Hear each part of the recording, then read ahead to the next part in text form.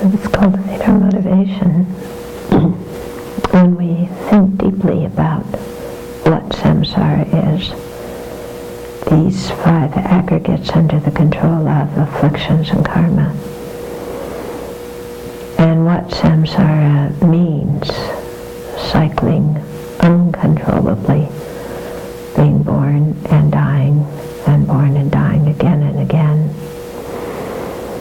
When we think deeply about the meaning of this, and that this has been our situation since beginningless time, it's actually rather terrifying.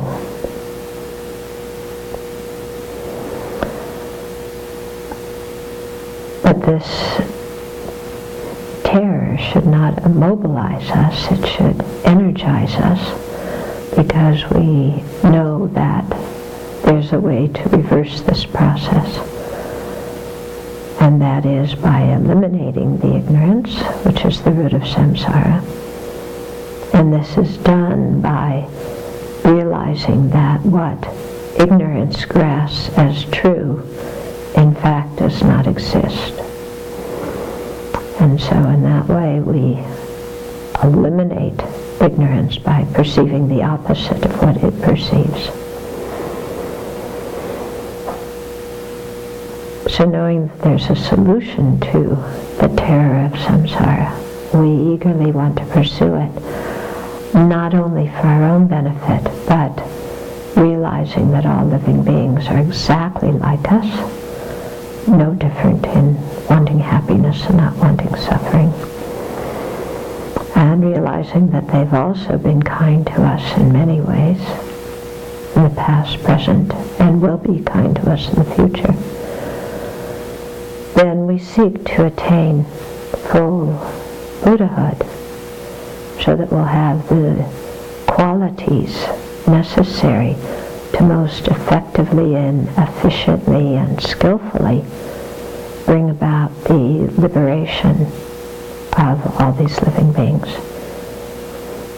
including ourselves. And so to do that, we have to listen to teachings, and we're about to embark on a teaching about compassion, which is the most essential element in the Bodhisattva path.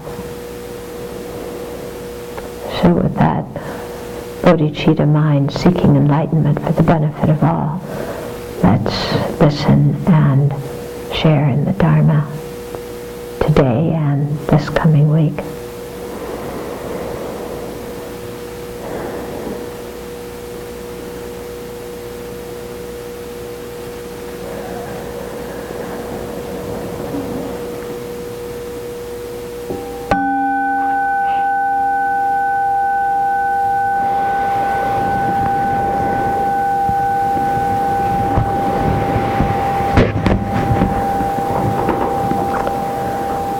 So this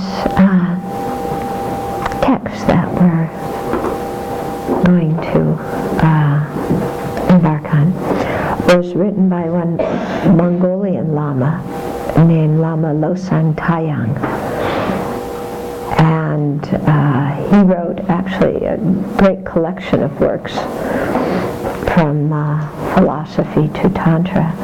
And this is just a small text that he wrote that His Holiness the Dalai Lama very much likes and praises.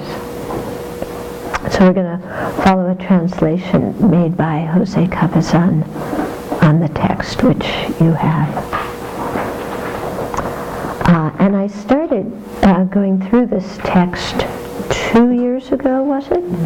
Or 3 years ago? 3 years ago. Okay, we got as far as verse 21. So I would like to review the previous verses, but I really recommend that you go on the Thupten Chodron website and listen to the original teachings, because, there's so much meaning in some of these verses, and you have to listen to the more extended explanation to really get that. One thing I brought up this morning that I want to talk about before we actually embark on the text. It's about compassion. And remember I asked you this morning, when you feel that others' suffering is unbearable, how do you react? And how does a bodhisattva react when he or she sees sentient beings suffering as unbearable? Because compassion is based on two things: recognizing, seeing others' misery or their suffering. And here it means all three kinds of suffering: the ouch suffering, the dukkha, which is sometimes translated as suffering, but it's a horrible translation. So the unsatisfactoriness or the dukkha of change, and then the all-pervasive dukkha. So it's based on all three of those. And so one factor in compassion is that wishing that sentient beings be alleviated from those three kinds of dukkha. And a second factor is seeing them as having been kind, so that we can hold them dear and with affection in our hearts. Okay? And so when we have those two factors, then when we see their dukkha, it seems unbearable. Okay? Now, where do we usually go when we think of unbearable suffering? Personal distress. Yeah, we freak out, don't we? You know, it's like, first of all, when we hear suffering, we think of just the ouch suffering, and that's not the only thing that's being talked about here. That's why I think it's much better just let's use the Sanskrit word dukkha. Okay, it means unsatisfactory conditions. Yeah. So,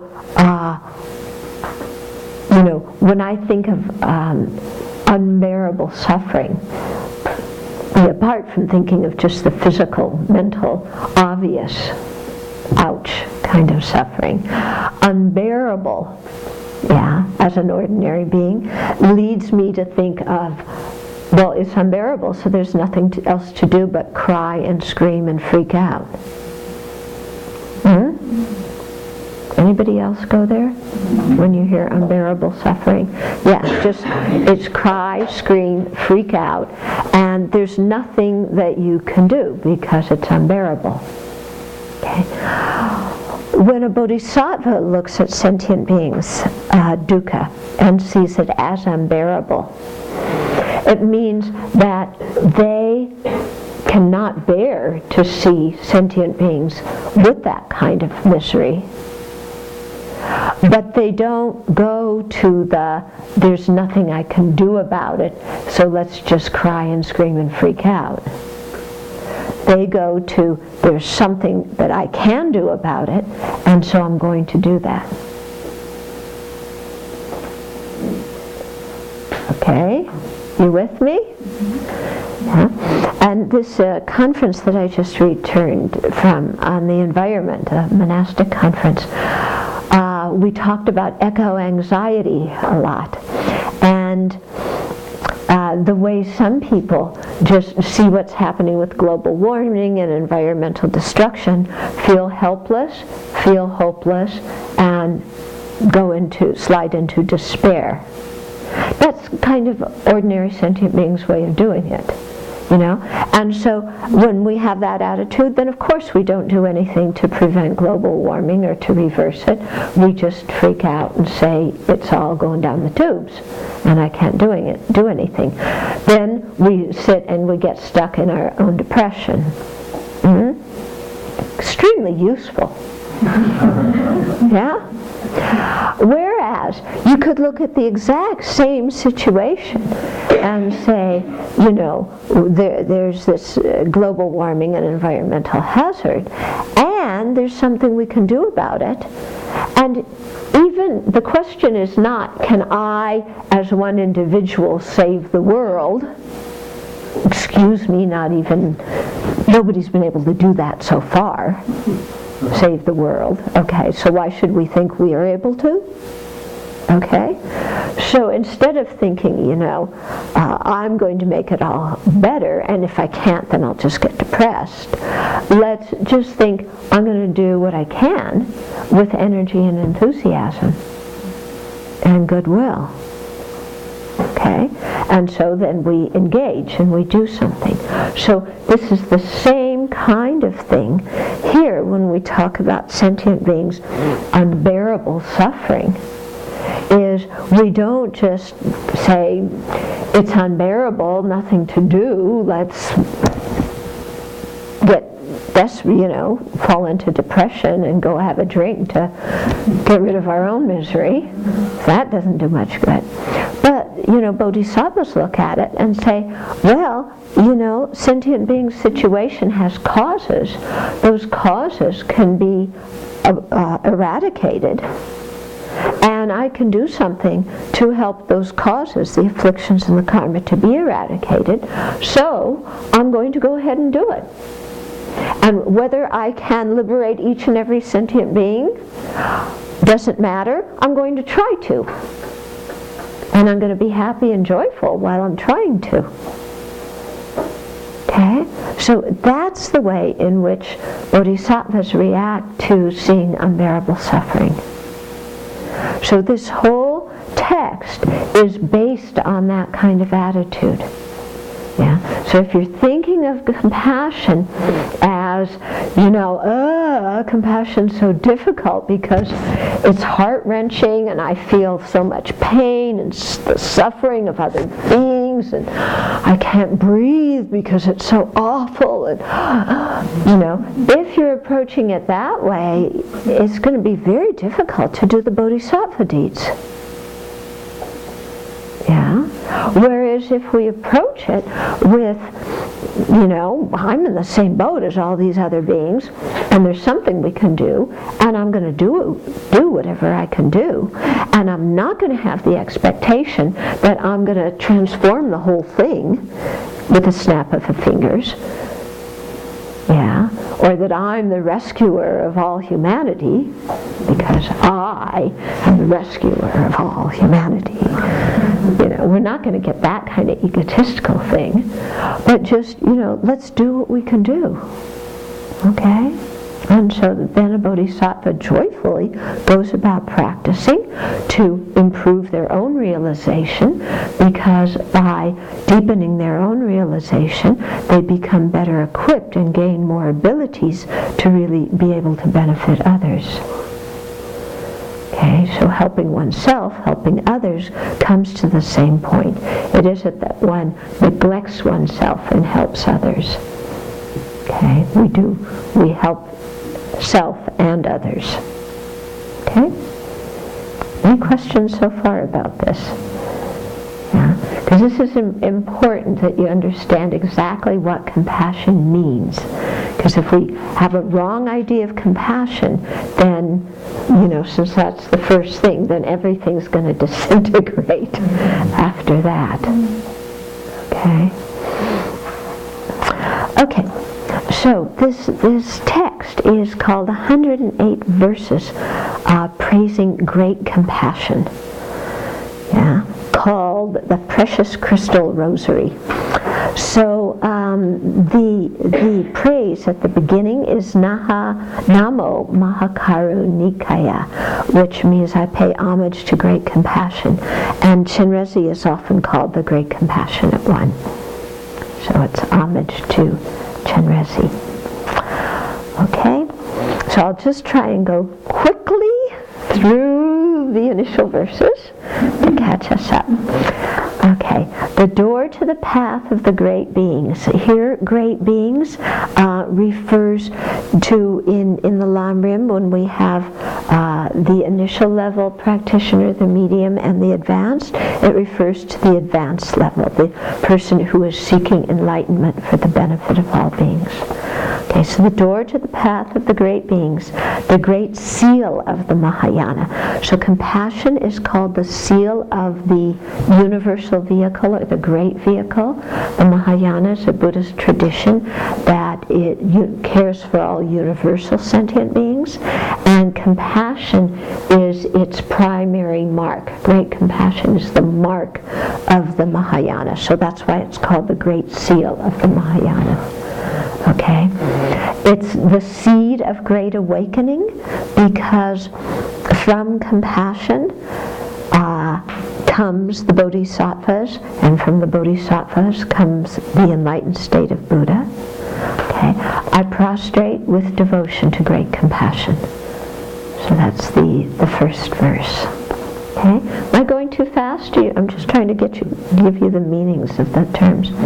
The mother who gives birth to all the victorious ones. The Buddhas are called victorious ones because they are victorious over the afflictions of ignorance, anger, attachment, pride, jealousy, hatred, resentment, laziness, on and on and on, okay? And great compassion is called the mother who gives birth, okay? Because in order to become a Buddha, you have to have great compassion. From great compassion arises Buddhahood. So it's called the mother of the victorious ones. The essential wealth of the conqueror's children. The conqueror's children refers to the bodhisattvas, those beings who have the intention to become fully enlightened, so that they'll have the compassion, wisdom, and power necessary to be of the greatest benefit to sentient beings. Those are the bodhisattvas. So great compassion is their essential wealth. The anonymous benefactor of all beings. Okay, so compassion is an anonymous benefactor. Compassion doesn't say, hey, here I am, look at me, I'm benefiting you, and don't you forget it. Compassion just alleviates suffering because it's there. That's it. Okay. May I be protected by great compassion. So I like that line, may I be protected by great compassion. Now that doesn't mean may all the compassionate beings in the universe protect me. I mean, it could mean that. And it would be nice if all the compassionate beings in the universe protected me. However, if I create negative karma, how can they protect me?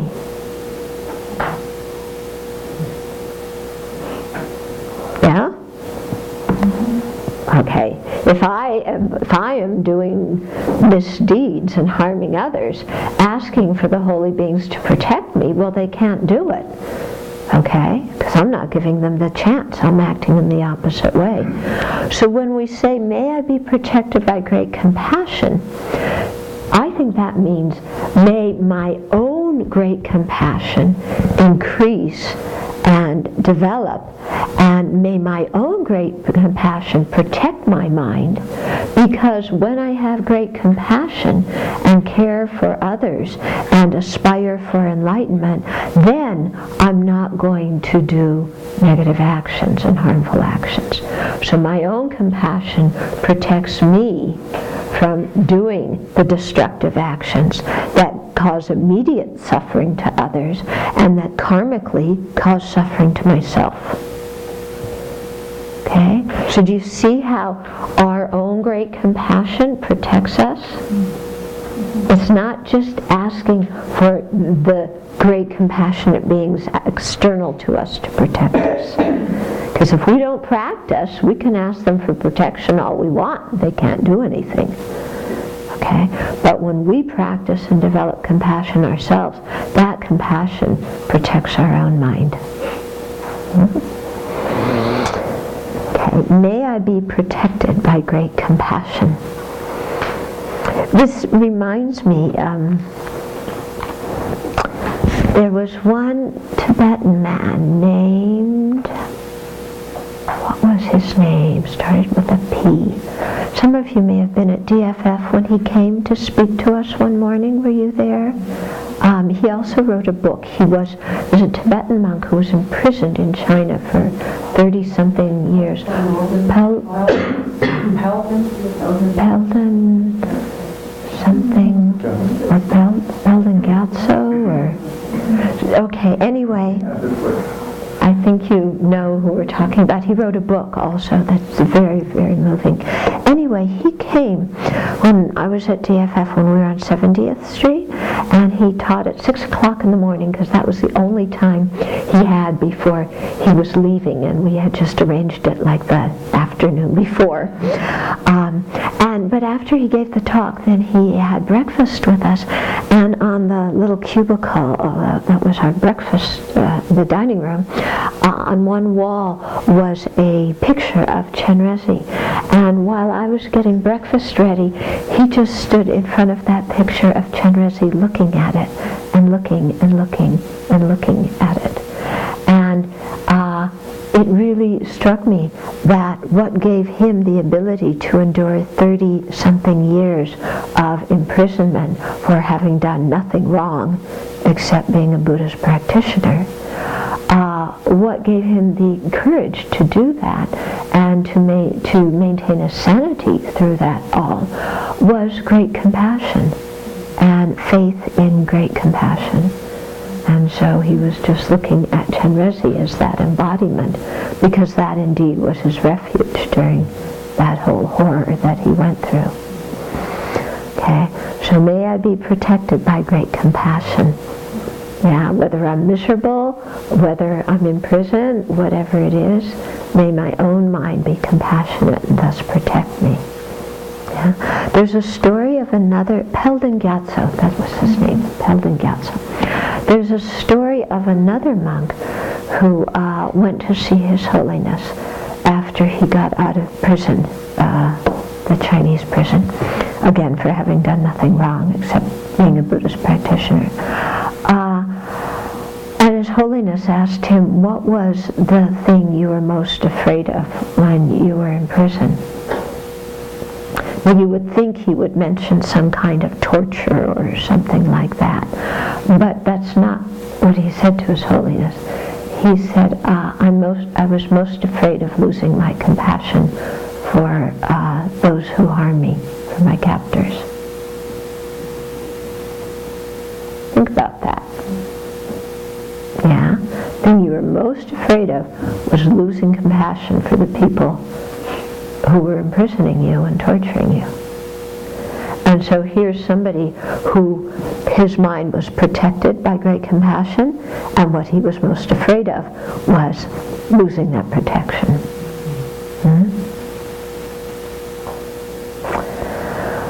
Okay? It's humbling, isn't it, when you hear stories like this? Okay. Prostrating to it alone encompasses making prostrations and offerings to the victorious ones and their children. I praise great compassion. So when you praise or pay homage to great compassion, it encompasses making praise and offerings and prostrating to the Buddhas and Bodhisattvas who have great compassion. Okay, because it's one of their primary traits. Okay, and 4, I praise you, great compassion, the unrivaled root, the cause and the condition from which hearers, solitary realizers, and bodhisattvas are born. So this comes back to a verse in Chandakirti's supplement to Nagarjuna's treatise on the Middle Way, which he begins by praising great compassion as the cause for the hearers, the solitary realizers, and the bodhisattvas. Okay, so and the Buddhas, actually. Okay, so the way this works is the hearers and solitary realizers are practitioners who seek their own liberation from samsara. They're not seeking full enlightenment, but they're seeking their own liberation. And so great compassion is a root, a cause, and a condition for them and for their attaining liberation, because great compassion is the quality through which makes the Buddha, and the Buddha is the one who gives them teachings on what to practice on the path so that they can attain liberation. Okay, Okay, so you see the sequence? Great compassion gives rise to the Buddhas who teach the hearers and solitary realizers due to that great compassion. And by hearing those teachings and practicing them, then they're able to attain liberation from the cycle of existence. So that's how great compassion, is a cause and condition for the hearers and solitary realizers. It's also a cause and condition for the bodhisattvas, because it's the great compassion that makes a bodhisattva a bodhisattva. Okay? Well, it's not just the great compassion, it's the bodhicitta, but to have that bodhicitta, you need that great compassion. Okay.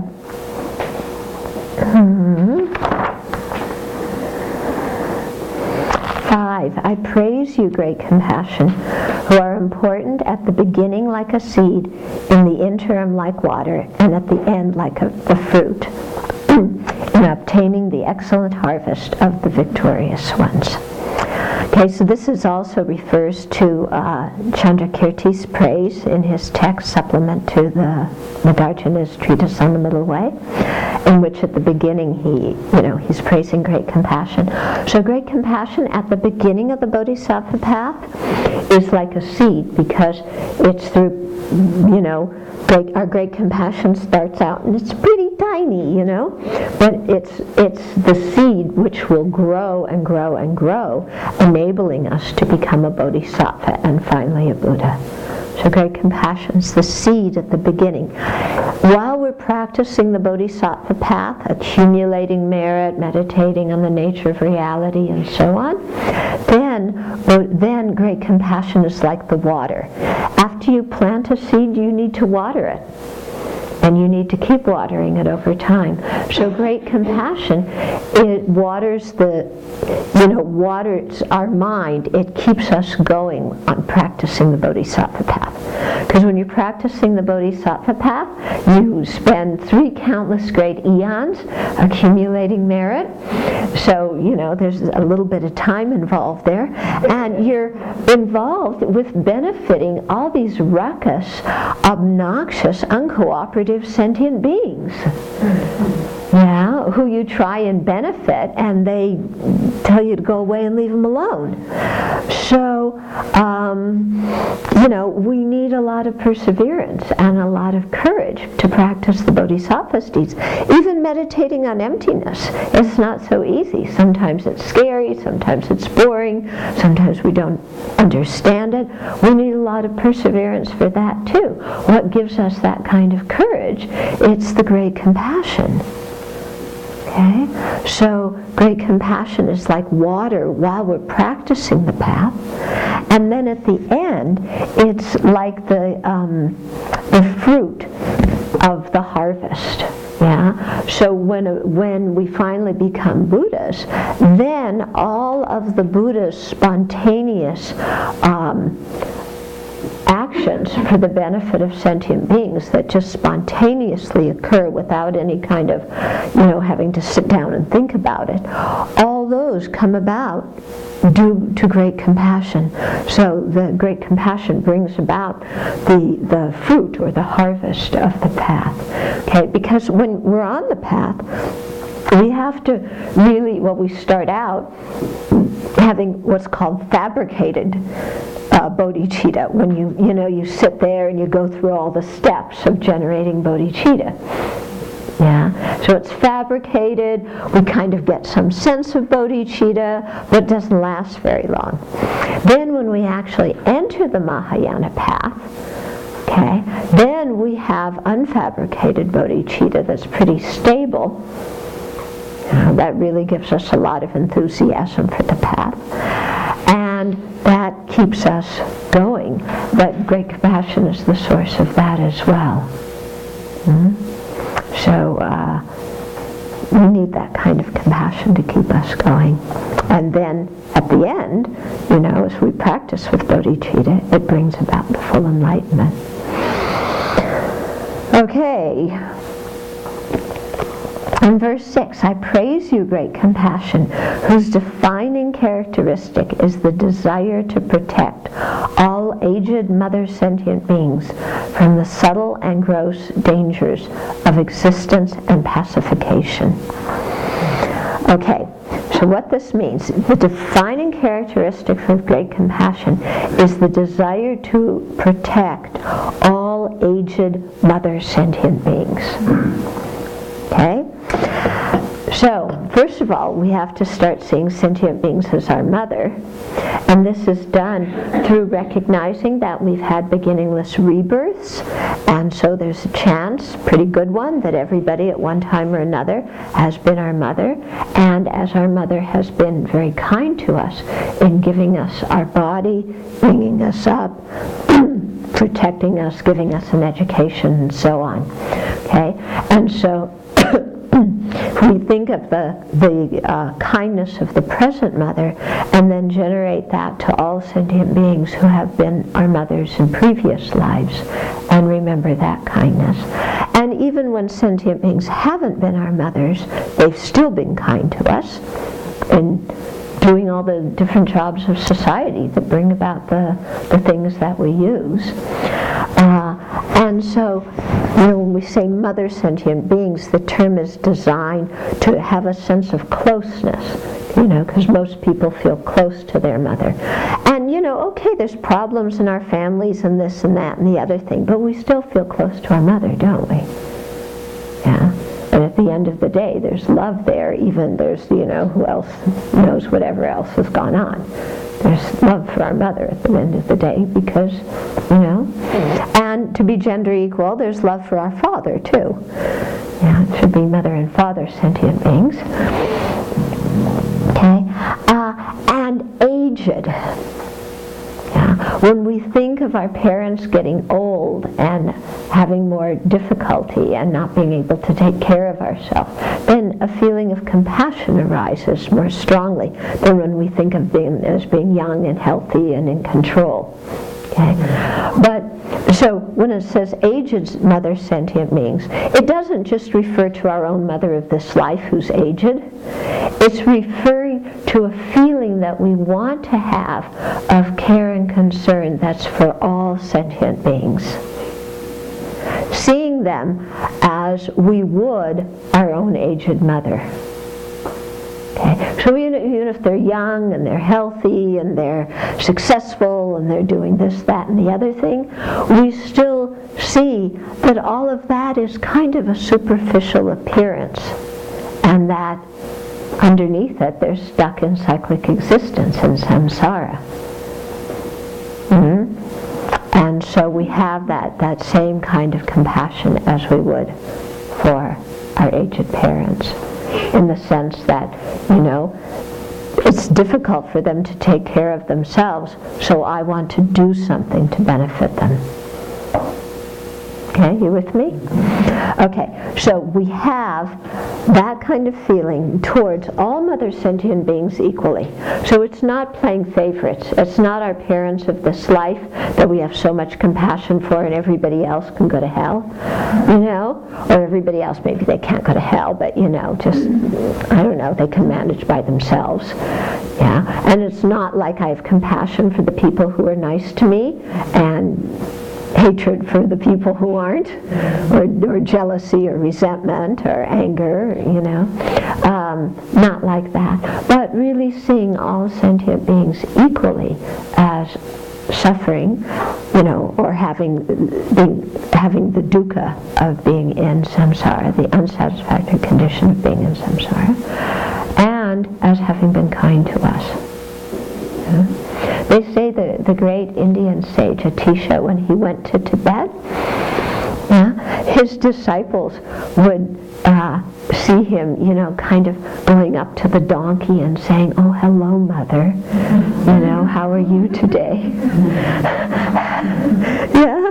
So he had some kind of understanding, or he was, that, oh, this is my mother. And if you think of your mother being born in a donkey body, doesn't that just cause you, isn't that unbearable to think about that?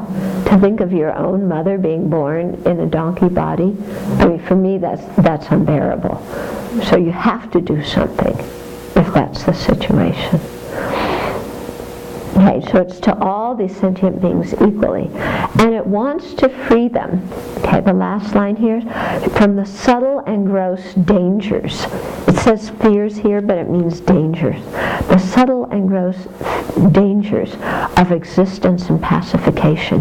Here, existence means cyclic existence, or samsara. So we want to free sentient beings from all the miseries, all the dukkha of samsara.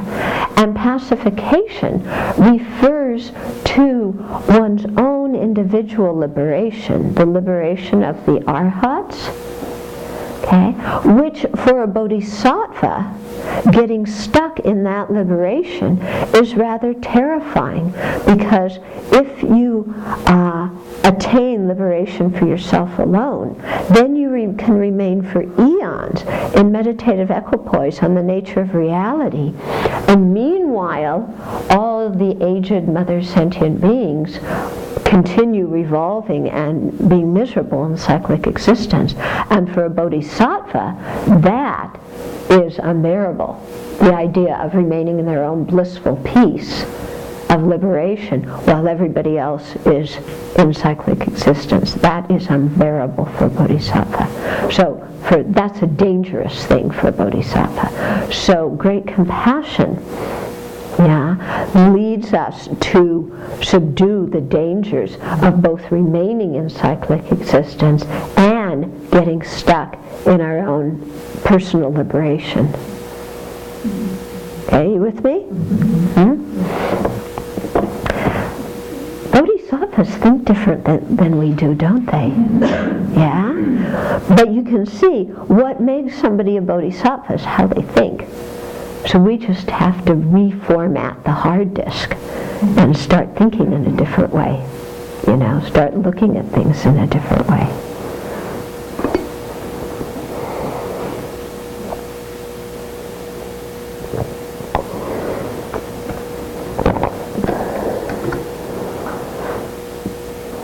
I praise the compassion that focuses on sentient beings, that sees them in their suffering aspect, overpowered by their ignorance, like a water wheel in the well of cyclic existence. Now, I could get stuck on this verse for a long time, but this year I'm not going to do it, so you're going to have to go back and listen to the previous year's times when I talked about this verse for a long time. Okay, so here we're going into, again, it's referring to Chandrakirti's homage at the beginning of his text to great compassion, and he talks about three kinds of great compassion. And the first one is the compassion that sees sentient beings as, imbued with dukkha, with the dukkha of cyclic existence. Okay, so sees them in their suffering aspect, overpowered by ignorance. So here are all these living beings who have the potential to become fully enlightened, okay, who have that Buddha nature, who have the ability to have infinite wisdom and compassion. But at this very moment, their minds are overwhelmed by ignorance. Completely shrouded, completely trapped, completely stuck. Okay? And so seeing sentient beings in that way, then developing compassion. So that's kind of what we usually think of as compassion. The next verse goes into the second kind of compassion. You see all beings to be like ripples on the surface of a river. They do not last even a moment. I praise the compassion that focuses on phenomena, that sees them in their impermanent aspect. Okay, so here where the great compassion is looking at sentient beings qualified by impermanence. Okay, so they're still suffering sentient beings, but now we're really seeing them as qualified by impermanence. So here they are, wanting happiness, not wanting suffering. Meanwhile, their lives are going by, things are rising, abiding, and ceasing in every moment. There's no way to stop time. Everything is passing, passing, passing, passing. And sentient beings, in their ignorance, are grabbing onto everything as permanent. And that's the way our attachment works. When we're attached to someone or something or some idea or some situation, our mind sees it, as if it could be permanent, and we're just going to grasp it and hold on to it. It's never going to change, and it's always going to make us happy. Okay. But everything's changing moment by moment, isn't it? So it's like seeing a child at the beach who's building a sandcastle and thinking that that sandcastle is going to last forever.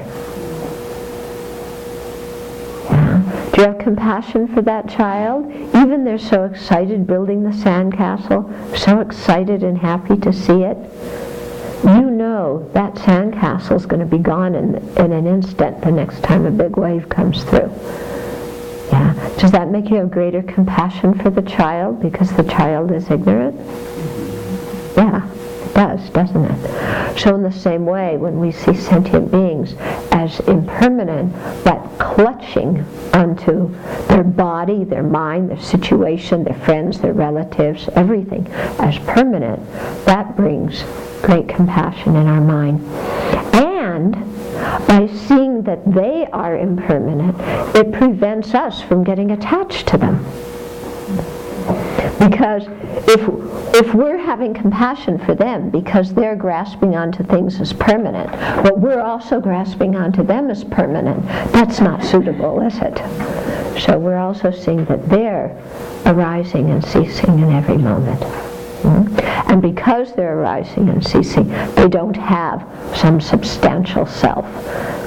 Yeah, that's why it's called the compassion that focuses on the phenomena. The phenomena is referring to the aggregates that make up the person. Okay, then verse 9 talks about the third kind of compassion from Chandrakirti. I praise compassion that focuses on the objectless. Here, objectless means not inherently existent. Okay, not existing from its own side. So object here means inherent existence. So it's without that kind of inherent existence. I praise compassion that focuses on the objectless, that sees all beings, however they appear, to be empty of inherent existence, like the reflection of the moon in water. Okay? So when we saw them as impermanent, they were like ripples in the water. The ripples are constantly changing. Here we're seeing sentient beings as like reflections of the moon in water. When there's a reflection of the moon in the water and it's very still, it looks like the moon's in that water, but there's no moon there. Yeah? There's an appearance, but it's a false appearance. So similarly to us ordinary beings, things appear, and also to the arhats, they appear truly existent. And we ordinary beings assent to that appearance and grasp them as truly existent, as having some essence from their own side that makes them what they are, independent of everything else. That's what true existence or inherent existence means. Okay? So, this compassion is focusing on seeing sentient beings, however they appear to us, inherently existent, non-inherently existent, big, fat, doesn't matter. Yeah, to be empty of inherent existence. In other words, there is no findable self or person there. Yeah, there's a conventionally existent person that appears, but when we search to find something that definitely is the person, we can't find that. person's empty of inherent existence. So, seeing sentient beings as qualified by emptiness can make compassion very strong for a couple of reasons. One is that we see, why do sentient beings have so much dukkha? It's because they grasp at inherent existence. Especially, they think that they're inherently existent. And so then seeing, wow, they're grasping at this thing that is a total wrong conception, totally the opposite of reality, therefore they suffer. And so that, again makes great compassion arise in our own mind. And then similarly, when we look at them, we see that they are empty of inherent existence. So we don't grasp onto them as independent things either, but we see them as empty. And seeing them as empty also means that we see the space for them to change. Because we see that they are not inherently afflicted, they are not inherently ridiculous, they are not inherently anything. There's no inherently existent person there at all. And so that really deepens our ability to have compassion for them. Could you say a little more about that now? I'm thinking of how this fits in with this continual reincarnation. Is it not? What is it that reincarnates? Okay, so what is it that reincarnates? What we say is that there's a continuum of the mind, one moment of mental activity after the other. There's various types of minds, subtle minds, gross minds, but there's one moment of mind that follows the other. At the time of death, that continuum continues on with one moment arising after the next. Okay? But there's not something, there's not a soul or a findable person that picks up out of one life and goes down into the next life. Okay? So what is it that goes continues? It's just one moment of mind following the next moment of mind. Okay? It's like when you look at water flowing and you say, there's the river. Okay? It's just all these little droplets of water that are changing every moment, that are flowing down. That's all there is. And we're labeling that river. So here too, there's just, one moment of consciousness following the next. And there's no person, findable, inherently existent person in there. There's a person that is labeled in dependence upon the body and mind. But that person exists by being merely labeled. You can't find anything that is the person that you can draw a circle around and say that is the essence of this person. Okay? It's hard to understand because it's the opposite of how we've been taught to think. Does it help to think of quantum physics and how we have belief margins and we're just kind of here, but we're there too. We're kind of. Yeah, quantum physics fits in very well with the idea of emptiness. Yeah. Okay, so we say, if you want to get technical, there's a conventionally existent person that is a mere appearance that exists by being merely labeled. But when you search for something that's findable, that we can say, this is the essence of me, when you look, what are you going to point to? What are you going to point to as the essence of you? There's something in your body. Is there something in your mind? Is there something separate from your body and mind? How would you adjust the consistency of memory? That here is this person who has these memories. Okay, so how do you address memory? Actually, memory is able to occur because there isn't a fixed, inherently existent person. If there were a fixed, solid person that was unchangeable, that person couldn't remember anything. Because if you're permanent and unchangeable, nothing changes. When you remember something, the event of having a memory changes you, doesn't it? Doesn't it? Okay? If you're solid and fixed, nothing changes. You couldn't have a memory. So it's because there's just one moment of mind following the other, and you have all these different types of mind, all these different types of mental factors going together, mixing together. Yeah? But then there's the appearance of a memory.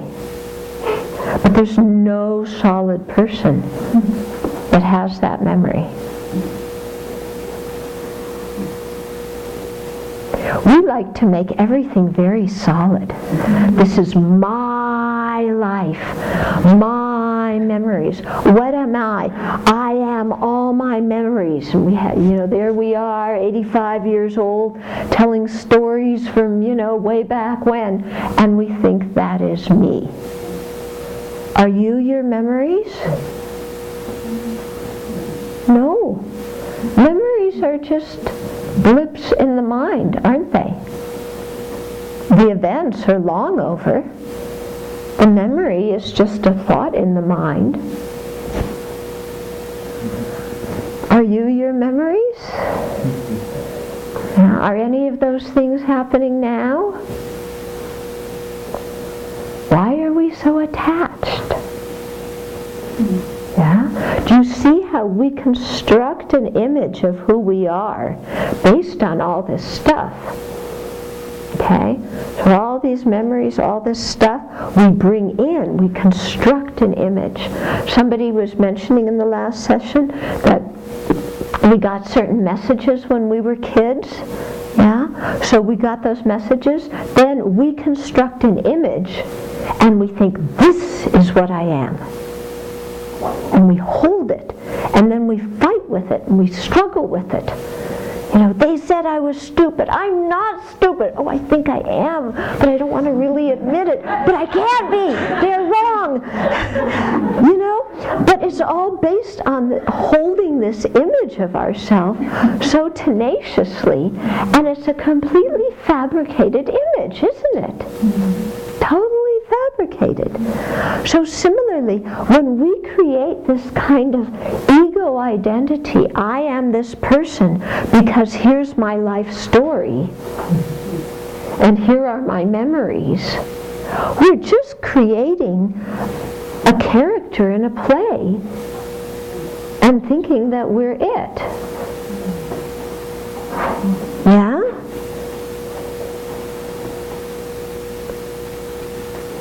So I think in Zen, when they talk about beginner's mind, they mean approaching everything freshly, without our luggage of, I am this because this and that and the other thing happened to me.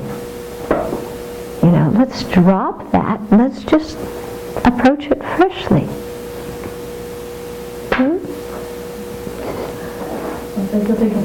Yeah. That's why we're here. We're all been chimeras or illusions. We're all what? Through our illusions. Oh yeah, we're totally ignorant of our illusion. This is, when we say that the root cause of cyclic existence is ignorance, we all kind of nod and say, oh yeah, it's ignorance. But we don't even recognize our own ignorance. We think that what our ignorance holds is reality. That's how stupid we really are, or how ignorant we really are, is we can't even identify our own ignorance. Yeah? Okay? So then, when you get some sense of this, then you can really understand compassion. Yeah? And you start with yourself. Here I am, ignorance is the root of my samsara, but I can't even identify ignorance when it arises in my mind.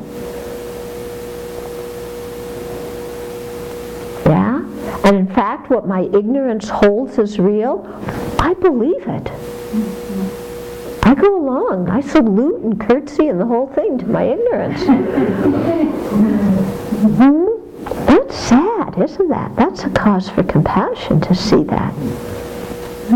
So it's our situation, it's other beings' situation.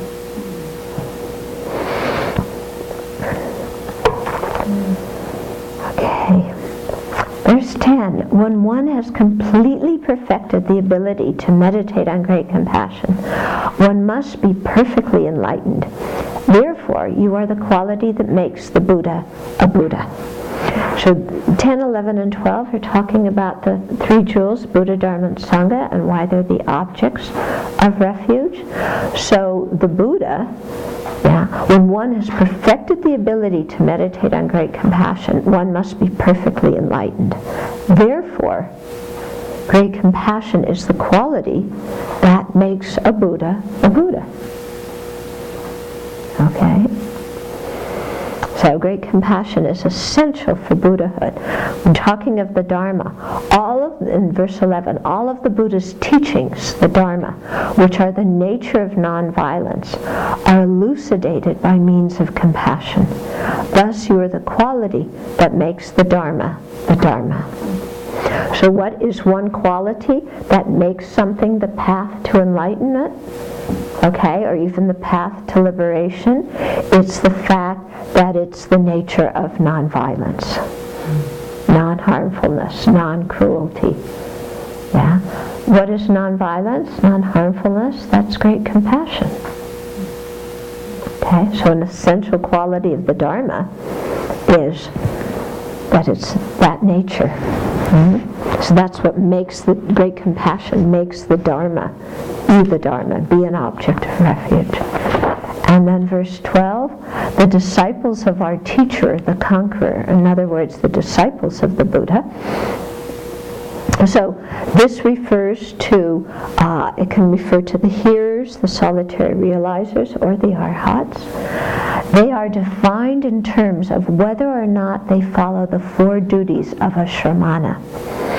I'll talk about that in a minute. And whether or not they abide by the rules of the discipline of compassion. Hence, you are the quality that makes the Sangha the Sangha. Okay, so the Sangha, those who act like the Buddha's like the doctor, the Dharma's the medicine, the Sangha's the nurse who helps us. So these other highly realized practitioners are refuge, because what makes somebody a Sangha is whether or not they follow the four duties of a shramana. Okay? So, four duties of a shramana. Shramana here means an ascetic or a renunciant, a wanderer, a practitioner. So, first one is not to abuse others even though they abuse you. What do you think? Can you do that? Second, not to become angry at others even when they're angry at you. Can we do that? 3, not to beat others even though they beat us. And 4, not to slander others even though they slander us. Yeah? So you can see these 4, not to abuse, to become angry at, to beat, or to slander others, even though they do those actions towards us. To be able to do those 4, you have to have great compassion, right? Great compassion is the root, the basis for, being able to practice those 4. And those 4 are what make one a disciple of the Buddha. An actual disciple. Not Mickey Mouse disciples. Okay? So hence you are the quality that makes the Sangha the Sangha. So these 4 are actually quite important. If you look in the Bodhisattva vows, you find them there. If you look in the practice of Chenrezig, you find them there. They come up in the Vinaya, you find them as well. So they come up in many circumstances. But these are 4 things that really to try and pay attention to. Because they're very hard, aren't they? Mm-hmm. Yeah, they're very hard. We have this knee-jerk reaction.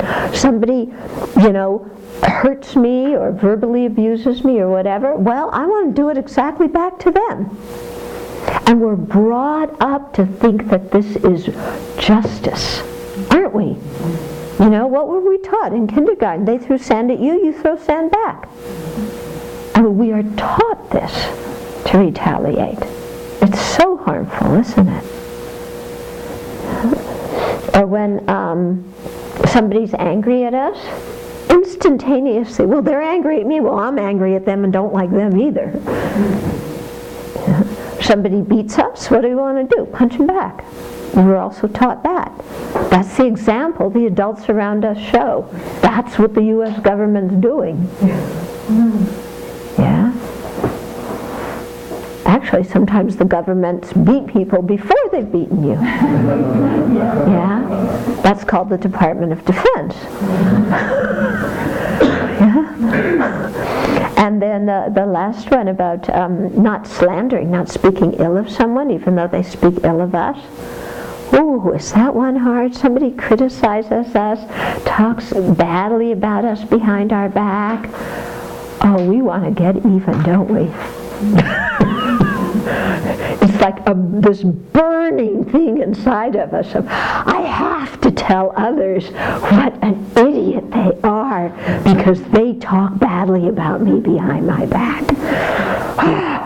You know, restraining the mouth is hard, and restraining the mind is even harder. Okay? But this is what we're attempting to practice because we see that giving ways to this kind of thought and this kind of behavior, first of all, it's not beneficial, and second of all, the thought is not realistic, is it?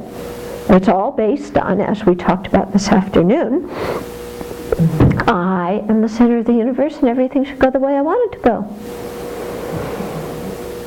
And if you are abusing me, angry at me, beating me or slandering me, well, things are not going the way that I want them to go. So I have every right and justification to make the world be my servant. And so we do. And we get ourselves into a bunch of messes that way, don't we? Yeah, I mean, we have messes this life, and then of course create the destructive karma that leads to problems in future lives. So we have to see this kind of thing clearly, and then that gives us the impetus really to let go and to abandon it. Yeah, you know, it's kind of like if you're holding a hot potato, once you realize it's hot, you're not going to keep holding it. Yeah, once you realize this is going to burn you, you put it down. So similarly, when we see the disadvantages of these kind of mental states and behaviors, then automatically we put them down. Makes sense, doesn't it?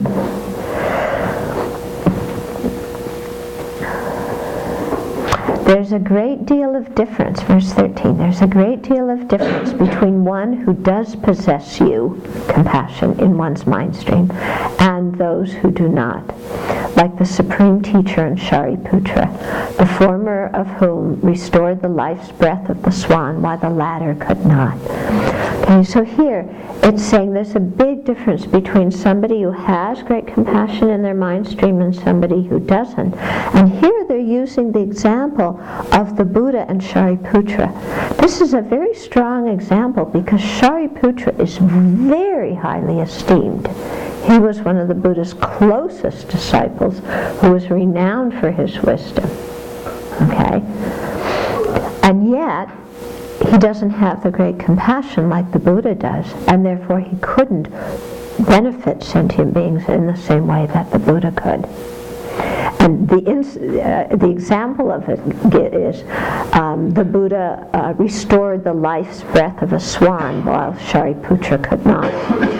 So I don't know the whole story behind this. I do know that when the Buddha was quite young, his cousin shot down a swan.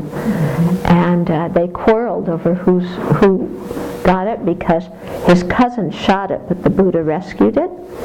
So the cousin said, it's mine because I shot it. And the Buddha said, it's mine because I rescued it.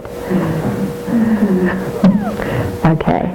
And the council in the town sided with the Buddha. Good government. They had the right people on the Supreme Court. Okay.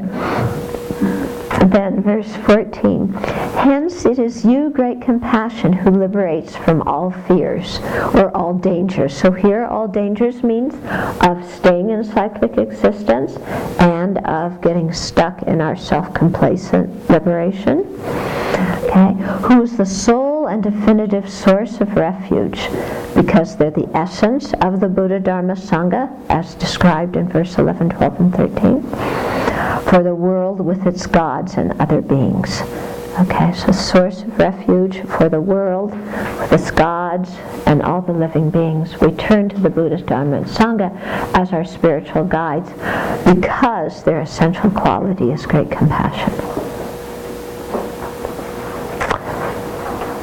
Okay, we have a few minutes for questions.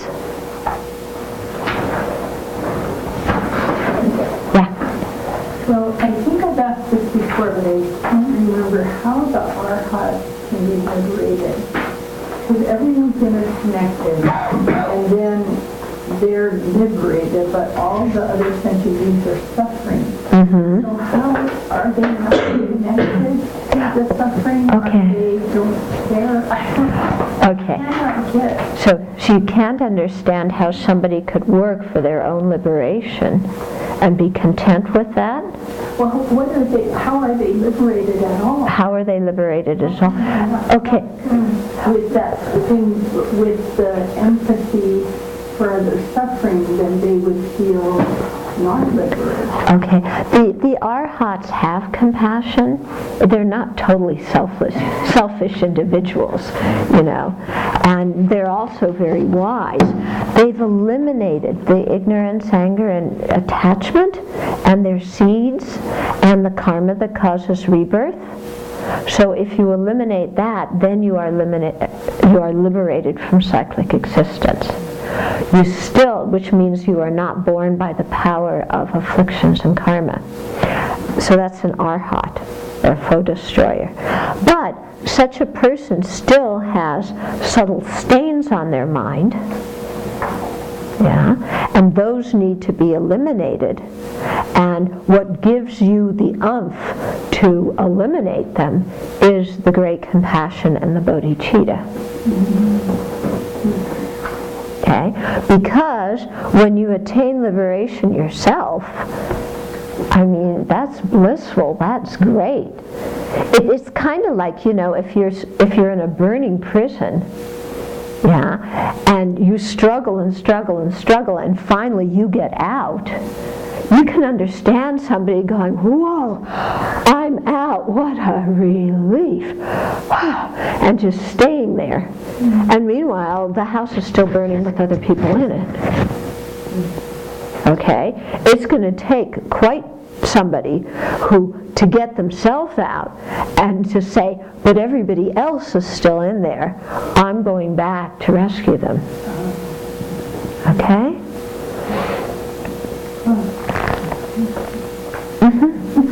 In verse 6, when you were talking about the subtle and gross dangers of existence and pacification, and the pacification dangers that you would become an arhat and stay for countless months and meditate like a place, you burn up a lot of positive karma hanging out there too, right? Okay, so the question is, if you get stuck in your own personal liberation, do you burn up positive karma? I don't think you burn up positive karma. If you use it, that you could be using it. Well, you know, your positive seeds are still in your mind stream. They're not disappearing, but they're just staying there static and not developing, you know, because you're staying in the meditative equipoise on emptiness. But an arhat has a lot of virtue. Okay, and they have the wisdom realizing the nature of reality. But they're lacking the force of that great compassion that pushes them to go beyond just liberating themselves.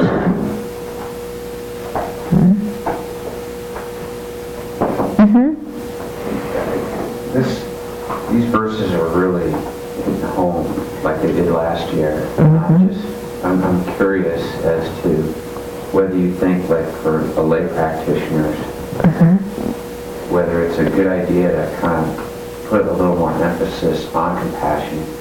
It appears to me that this is such an easy intellectually thing to start working on, as opposed to like the wisdom understanding reality, because that is still, I just don't understand a lot of that. When I hear about ignorance, when I read ignorance, I'm thinking stupidly, really, oh, well, I'm reading the Dharma, so I'm not ignorant anymore. But that's just ridiculous. That's how I think, you know. But the compassion just really seems to be something that, for a lay practitioner, you should really be focusing on that and really trying to analyze how it is for everybody else, especially when bad things happen to you. Because when bad things happen to you, that's actually really a good thing, because bad things happen to everybody else, and so you can empathize. Yeah. I don't know. Okay. So you're saying that, you know, we talk about two elements of the path, the method and wisdom. The method is often associated with compassion and the compassionate deeds, and then there's wisdom. And you're saying that the understanding compassion seems much easier than understanding wisdom, you know, because there are all these technical terms and concepts and refuting this and not refuting that and and the four philosophical schools and so should, as a lay practitioner, should you emphasize the compassionate deed side of the path more than the wisdom side? I think both are important. You might emphasize one at one time more than the other, but I think it's good to incorporate both, because you can see, even as we're talking here about great compassion, that understanding of emptiness helps your great compassion be deeper and more effective. Okay, so don't see them as two separate things, that wisdom is difficult, I'm just going to do compassion. Yeah, because your wisdom will enrich your compassion, and your compassion will enrich your wisdom. It's true that, you know, having compassion is not intellectually taxing as generating the correct view of reality is, but it actually takes a long time to familiarize yourself with it to get the complete realization. But both of them are very important, and I mean, compassion always benefits, doesn't it? And when you see His Holiness, when he goes around and gives talks, he mostly talks about compassion. When he speaks to the general public, he's not talking about the lack of inherent existence. He's talking about compassion and, you know, forgiveness and kindness.